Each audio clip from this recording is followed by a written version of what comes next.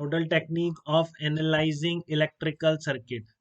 तो हमने केवीएल पढ़ा, बट केवीएल हमारा लास्ट रिजॉर्ट रहता है, हम बहुत सारे मेथड सीख जाते हैं सर्किट को सॉल्व करने के। ठीक है, सिमेट्री भी एक बहुत हेल्प करेगी उसमें, हम जो पढ़ेंगे अभी। बट ये मेथड बहुत ज़्यादा इंपॉर्टेंट है, ये बेसिक है मतलब ये। ठीक है ना, ये आपको हर जगह लगाना पड़ सकता है, और सबसे पहले आप इसी की टर्म में सोचना शुरू कर देंगे। ठीक है, फंडा इसका बहुत सिंपल है। ठीक है ना, in this method we try to find out electric potential at every node. Node मतलब वही जहाँ पे सारे जो पॉइंट्स हैं मतलब। ठीक है ना, इलेक्ट्रिकल सर्किट के सारे पॉइंट्स पर हर पॉइंट्स का पोटेंशियल आप जानने की कोशिश करते हैं। तो सबसे पहले इसका टारगेट क्या है इस नोडल मेथड का?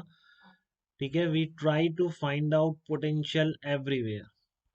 ठीक है, we try to find out, क्योंकि आपको हर पॉइंट का पोटेंशियल पता पड़ गया तो बस फिर बात खत्म हो गई, क्योंकि फिर आप करंट वरेंट सब निकाल सकते हैं। We try to find out potential at every point of the circuit. ये इस मेथड का बिल्कुल टारगेट रहता है कि आपको सर्किट के हर पॉइंट का पोटेंशियल पता पड़ जाए। ठीक है ना, we try to find out potential at every point of the circuit. तो इसके लिए हम क्या करते हैं कि एक जगह जीरो मान लेते हैं। ठीक है ना, और बाकी सब जगह पोटेंशियल अगर जहाँ के नहीं पता पड़ रहे हैं, जैसे मान लो 2 वोल्ट की बैटरी है, तो उसको क्रॉस करते ही पोटेंशियल पता पड़ जाता है, 2 वोल्ट का डिफरेंस है। ठीक है, बट स्टिल कोई नहीं पता पड़ रहे हैं एक बार में, तो उन सब जगह वेरिएबल असाइन कर देते हैं। तो पहला स्टेप यही है, assume zero at one point. Assume zero at one point. जो बता रहा हूँ क्या करते हैं इसमें आपको, assume zero at one point and. ठीक है ना, assume variables x y and z. Assume variables x Y और जेड, और आगे भी वैसे तीन से ज्यादा में नहीं जाते हम, तीन में भी नहीं, दो तक ही जाते हैं हम। ठीक है ना, क्योंकि इतना बड़ा पूछता नहीं है। अगर आप तीन में जाना पड़ रहा है तो आप अपनी सिमेट्री मिस कर रहे हैं, क्योंकि सिमेट्री से वो सर्किट शॉर्ट हो सकता है और आपके केवल दो ही वेरिएबल बनेंगे। बहुत केसेस में एक ही बनता है, तो फटाफट सॉल्व हो जाता है। ठीक है ना, तो जहाँ की भी नहीं पता है वहाँ के आप वेरिएबल्स असाइन कर देते हैं, X Y Z. Assume zero at one point and assume variables x Y और Z at all the points, at all the points where potential is not known, where potential is not known, जहाँ का potential आपको नहीं पता है। ठीक है ना, वहां पर आप क्या मान लेंगे, वहां पर आप अननोन वेरिएबल असाइन कर देंगे। जैसे मैं पहला एग्जांपल ले रहा हूँ इस प्रोसेस को समझाने का। ठीक है ना, एक और स्टेप कर देता हूँ। Then write equation for every node. Node मतलब एक्स और वाई, या फॉर एवरी अननोन। ठीक है ना, देन अप्लाई। और किस तरह से इक्वेशन लिखेंगे आप, junction law. Then apply junction law at every unknown. Then applied junction law at every unknown potential. Apply junction law at every unknown potential. जो भी पोटेंशियल आपको नहीं पता है एक्स वाई जेड, वहां पर आप उन नोड के लिए क्या अप्लाई कर देंगे, जंक्शन लॉ अप्लाई कर देंगे उसके लिए। ठीक है, जैसे कि एक सर्किट में बना रहा हूँ यहाँ पर, देखिए आप, इस तरह का है। ये आपका 1 ओम है, ये आपका 2 ओम हो गया। 1 ओम, 2 ओम। ठीक है, ये 40 ओम हो गया आपका, और 30 वोल्ट की बैटरी हो गई इस तरह का। ठीक है, और ये आपके 3 वोल्ट की बैटरी हो गई। ये आपका 40 वोल्ट का पोटेंशियल यहाँ भी लग गया। ठीक है, तो देखिए आप, 4 वोल्ट, 1 ओम, 2 ओम। ठीक है, 4 ओम, और ये आपका कितना है, 3 वोल्ट। इस तरह से सर्किट बना हुआ है, और आपको करंट निकालना है 4 ohm resistance. Find out current in 4 ohm resistance. ठीक है ना, 4 ओम रेजिस्टेंस में आपको करंट निकालना है। Find out current in 4 ohm resistance. ठीक है, तो वही तरीका एक वो भी है जो आप पहले से केवीएल अप्लाई करके सीखते हैं, कि आप इधर आई मान लें, इधर आई वन मान लें, इधर आई माइनस आई वन चली जाए, जैसे हम पहले कर रहे थे। फिर जितने भी लूप्स हैं उन सब के लिए आप इक्वेशन लिख लें, एक तरीका वो भी है डील करने का। ठीक है ना, बेसिक मेथड है सबसे, जो आपको पहले के एग्जाम्पल्स में करा था हमने। ठीक है ना, जैसे डबल लूप हो गया, मान लो इधर आई मान लो आप, इधर I1 चला गया और इधर I-I1 जाएगी। एक बार केवीएल इसके लिए लिख दीजिए, एक बार केवीएल इसके लिए लिख दीजिए। ठीक है ना। लेकिन हम वैसे नहीं करेंगे इसको। ठीक है ना, पहले हमेशा हम नोडल मेथड की टर्म में सोचेंगे। क्या पता उससे वेरिएबल रिड्यूस हो जाए। ठीक है ना, क्या पता उससे वेरिएबल रिड्यूस हो जाए।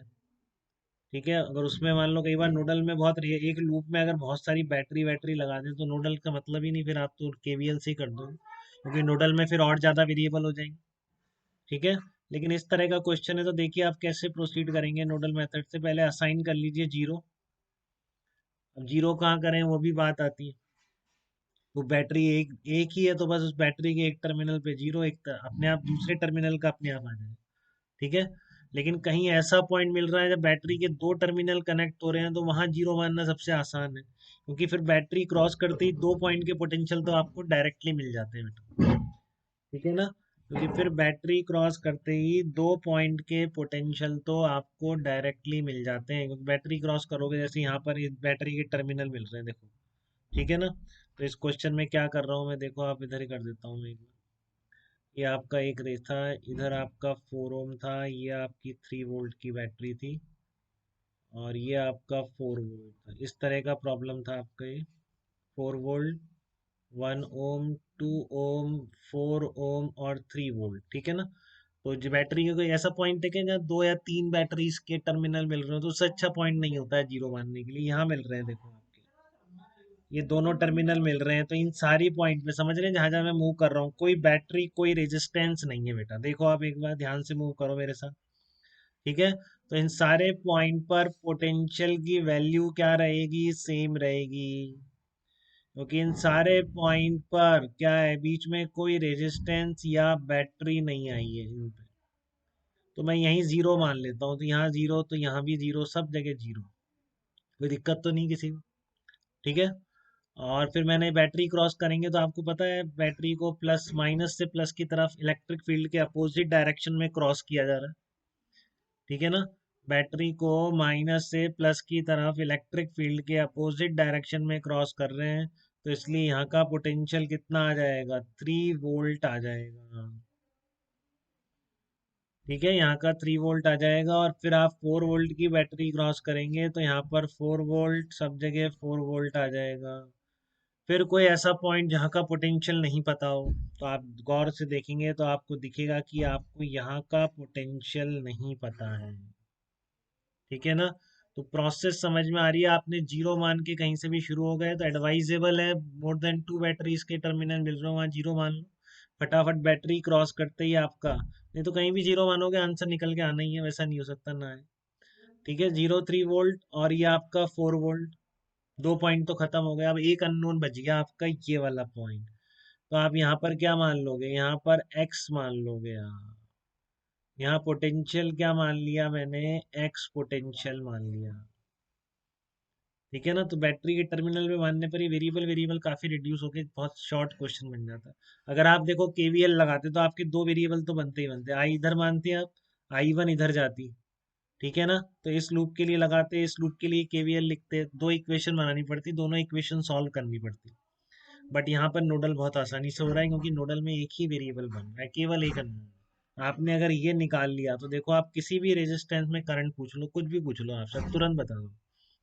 ठीक है ना, क्योंकि आपको हर पॉइंट का पोटेंशियल पता है, तो कहीं का भी पोटेंशियल डिफरेंस पता है। यही इस मेथड का टारगेट है बेटा, कि हमें हर पॉइंट का पोटेंशियल पता पड़ जाए। ठीक है, तो अब इस पे इक्वेशन कैसे लिखनी है, जो लास्ट स्टेप है, apply junction law at every unknown potential, तो एक्स पे अप्लाई कर रहा हूँ। तो जब भी आप एक्स के लिए इक्वेशन लिखेंगे, ठीक है ना, जब भी आप इक्वेशन फॉर एक्स लिख रहे हैं तो आप एक्स को हायर पोटेंशियल पर मान के ही लिखेंगे। ठीक है ना, इक्वेशन फॉर एक्स लिख रहे हैं तो आप एक्स को हायर पोटेंशियल पर मान लेंगे सबसे, और उससे जाने वाली करंट का सम क्या कर देंगे, जीरो कर देंगे। तो एक्स को हाई पोटेंशियल पे मान लिया, एक्स से कितने रास्ते निकल रहे हैं, एक्स से तीन रास्ते दिखेंगे आपको निकलते हुए। तीनों से जाने वाली करंट का सम क्या होना चाहिए, जीरो होना चाहिए। देखो इधर कितनी करंट जा रही है, x-3 V अपॉन आर, ऐसे ही लिखोगे। इधर जो 4 ओम के अक्रॉस करंट जाएगी, वो कितनी जाएगी, x-3/4। इधर कितनी करंट जाएगी, x-4/1। इधर कितनी करंट जाएगी, x-0/2 करंट जाएगी। इन सब का सम क्या होगा, 0 होगा। ये बात समझ में आ रही है हाई पोटेंशियल में मानने का फायदा। मान लो कि मैंने इसमें कुछ गलत भी लिख दिया, कभी एक्स किसी पोटेंशियल से कम था, तो वो टर्म अपने आप नेगेटिव हो जाएगी और उधर चली जाएगी। तो फिर से वही हो जाएगा, नेट जाने वाली करंट इक्वल टू आने वाली करंट। वही तो मुझे लिखना था इसमें। ठीक है। तो कभी भी आप किसी भी पॉइंट पर ऐसे लिख सकते हो बेटा, उस पॉइंट को हायर पोटेंशियल पर मानते हुए, आप चाहे से अननोन हो या नोन हो, वैसे भी कभी आपको लिखना हो तो आप हमेशा लिख सकते हो सर्किट के हर नोडल पॉइंट पे, हर पॉइंट। ठीक है ना, कि उस पॉइंट से जाने वाली जो नेट करंट है, उस पॉइंट को हायर पोटेंशियल पर मानते हुए आप लिख दीजिए। तो एक्स को मैंने हायर पोटेंशियल पर मानते हुए तीनों करंट का सम 0 कर दिया। मान लो कि ये एक्स की वैल्यू 3 होती, तो ये टर्म नेगेटिव आती। ठीक है। तो ये वापस उधर ले जाते इसको, तो वहां जाके पॉजिटिव होती। तो फिर वही तो बन रहा है, नेट जाने वाली इक्वल टू नेट आने वाली। तो किसी तरह की कोई गलती नहीं है इसमें। ठीक है। बट लिखने का तरीका ध्यान रखें, जितने अननोन सर्किट में बन रहे हैं सारे नोड्स पर पोटेंशियल असाइन करने के बाद, assuming zero potential at one of the points, तो आप क्या करेंगे उसके बाद आप इक्वेशन लिखेंगे। लास्ट स्टेप जो है जंक्शन लॉ से, वो इस तरह से लिखेंगे। तो इसको आप सॉल्व करिए।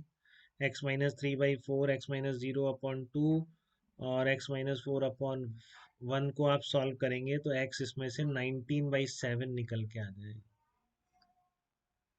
x 19/7 निकल के आ जाएगा। तो I की वैल्यू कितनी आई, क्या पूछ रहा है इससे आपसे, करंट 4 ओम रेजिस्टेंस पूछा है। हाँ, थर्ड स्टेप में बस बस बस हर हर अननोन के लिए, यहाँ पर एक ही अननोन था इसलिए एक इक्वेशन बन रही है। दो अननोन होते तो दोनों के लिए लिख देते, एक्स और वाई के लिए। ठीक है बेटा एकदम। हाँ, तो अब इसमें 4 ओम में देखो 19/7 तो कम है 3 से, तो 4 ओम की करंट की डायरेक्शन भी सब कुछ क्लियर हो गया, आपको पोटेंशियल पता होता है, इसका मतलब इधर करंट चलेगी हाई पोटें। अरे वो कर लेंगे बेटा, कर लेंगे अपन, कर लेंगे। ठीक है ना।